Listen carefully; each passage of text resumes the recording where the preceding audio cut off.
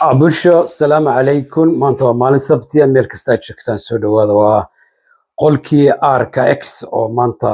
in la wadaagaya saddexda qodob oo Soomaalida Sweden degan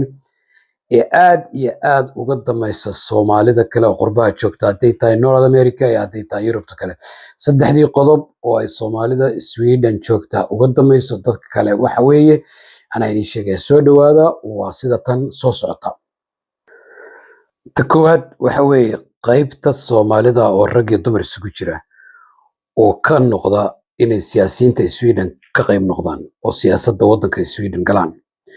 oo aan lahayn aragti dheeraad oo politics siyaasadda waddanka ah oo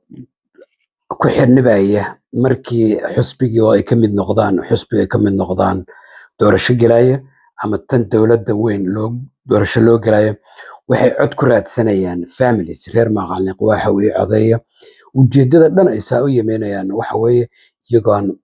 vision dheer ama aragti dheer siyaasadda waddanka ka lahayn oo u danaynaysa Soomaalida iyo meel kasta joogta ee wuxuu doonayaa in la yiraahdo gudoomiye ama xildhibaan iyo waxyaabo noocaasa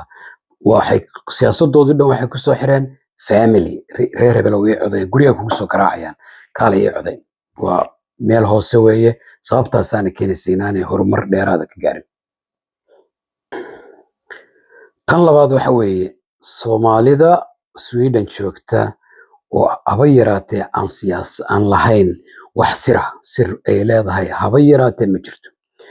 wax haddii aad adiga iyo dhowr qof oo kale aad isu tagtaan oo ka hadashaan arrimo ku saabsan sidee baynu Soomaalida wax u qabanaa caruuraha see loo galaa hawluhu see yihiin maxaa xaafadda u wanaagsan maxaa inaga magaalada inoo wanaagsan 3 saacadood ka bacdi 4 ama 5 qof baa ku soo wada hadlay 3 saacadood ka bacdi xaafadda deriskaaga oo cadaanka ama dhagcasta ama caleenta ama kurdida way ogyihiin marka Soomaalidu sir ma leh marka shame on you siriyaasha. qodobka saddexaad waxa weeye Soomaalidan oo gebigeeduba waxay ku dhammaatay waxa la yiraahdo qabiil reer maqalniq wax baan ahay reer dhagxaan baan ahay oo bal ilaah baan in ku dhaarshay waxa Sweden ka dhacay nin Soomaaliya baa dhintay meydkii oo yaalba waxa yiraahdeen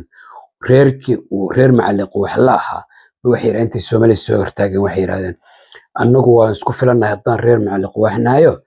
meydka cidna uma kama baahnin inuu la yimaado walaa xawla walaa quwwata illaa billah. kuwa waxaan u sheegayaa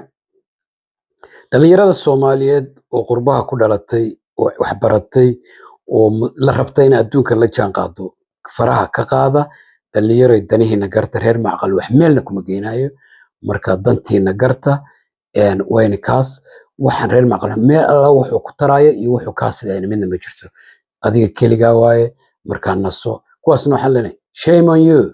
السلام عليكم ورحمة الله وبركاته.